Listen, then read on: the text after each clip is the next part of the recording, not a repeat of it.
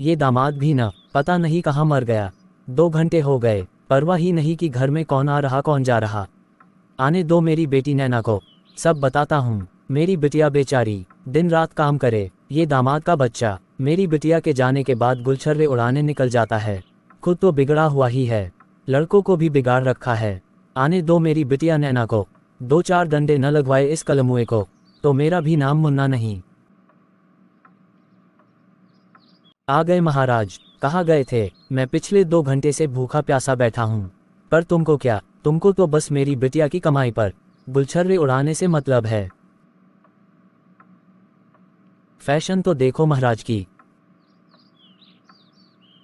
आने दो मेरी बिटिया को, 2 डंडे न लगवाए तो मेरा भी नाम मुन्ना नहीं। ससुर पिताजी, मेरी बात तो सुनिए। ये अधनंगा देखकर सुनने को रह ही क्या गया कमीने। मैं बूढ़ा हो गया हूँ, पर आज तक बिना गमछा या मफलर डाले घर के बाहर नहीं निकला। गमछा छोड़ो यहाँ तो शर्ट भी गायब है। आधे नंगे होकर पूरे शहर में नाक कटाई जा रही है। अब रोने का नाटक क्यों कर रहा कमीने?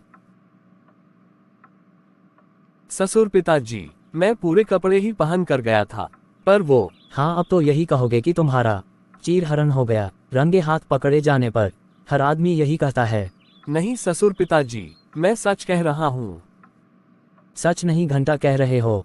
सच तो शाम को मेरी बिटिया के आने पर पता चलेगा। जब 2 डंडे पड़ेंगे तब तुम अपनी प्रेमिकाओं के किस्से बताओगे। ससुर पिताजी, मेरी बात तो सुन लीजिए। मेरी बिटिया तुम्हारे लिए दिन रात काम करे और तुम उसके पीठ पीछे। क्या भरोसा घर में भी तुम अपनी प्रेमिकाओं को बुलाते होगे।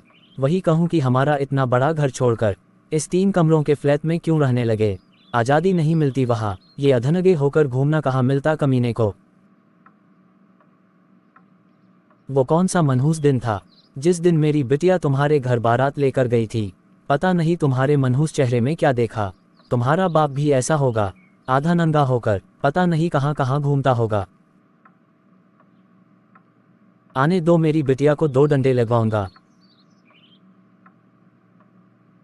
तब सच्चाई पता चलेगी। ससुर पिताजी, अगर मेरी जगह आपका बेटा होता तो आप उसकी बात तो सुनते।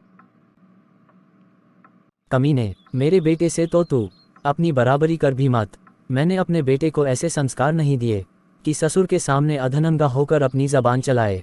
मैं बराबरी नहीं कर रहा ससुर पिताजी, मैं केवल ये कह रहा हूँ कि प्लीज आप मेरी बात सुन लीजिए। बक कमीने, मैं घर से पूरे कपड़े ही पहन कर गया था। रास्ते में संकटा जी मिल गए। अब ये कमीना संकटा कौन है? जी, उनकी बेटी से अपने पिंकू के रिश्ते की बात चल रही है। तेरे जैसा वो कमीना संकटा भी होगा,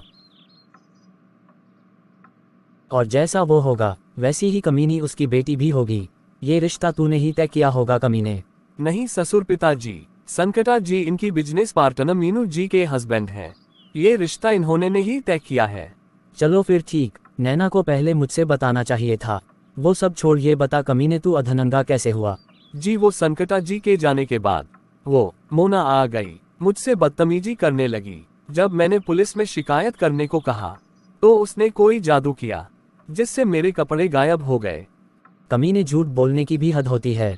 आज के ज़माने में जादू, हाँ जिस खानदान का तू है वहाँ जादू टोना तो होता ही होगा। गंवार, मेरी बेटी पे भी तूने कोई जादू टोना किया होगा कमीने। और ये बता कलमुए, जिसने तेरा चीर हरण किया उसका तू नाम कैसे जानता है? पहले का तेरा चक्कर रहा होगा उससे।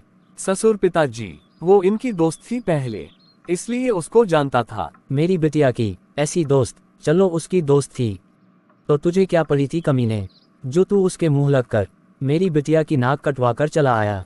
मैं उसके मुंह नहीं लगा था। पब्लिक प्लेस पर ऐसे कोई किसी को नहीं रोक सकता।